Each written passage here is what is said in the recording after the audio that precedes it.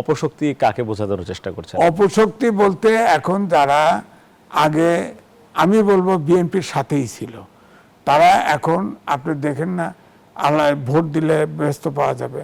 একজন তো বলছে আপনি ব্যস্ত পাইতে চাইলে এবং ব্যস্তের সামনের সারিতে থাকতে চাইলে তাহলে আপনাকে জামাত ছাড়া কোনো বিকল্প নেই। জামাত ছাড়া কোনো বিকল্প। জামাতকে অপশক্তি মানে আমার তো ধারণা তাই, অপশক্তি তো বটেই, তারা তো অপশক্তি, তো তারা তো যেভাবে তাফালিং শুরু করছে, ইলেকশন তো হতে দিতে চায় না। তারাই তো সবার আগে প্রার্থী সব জায়গায় দিয়ে সেটা তো দিচ্ছে ওয়েস্ট প্রেসিডেন্ট। তাহলে তাই যদি হয় তাহলে আবার তাহলে আনুপাতিক নির্বাচন চাই কেন?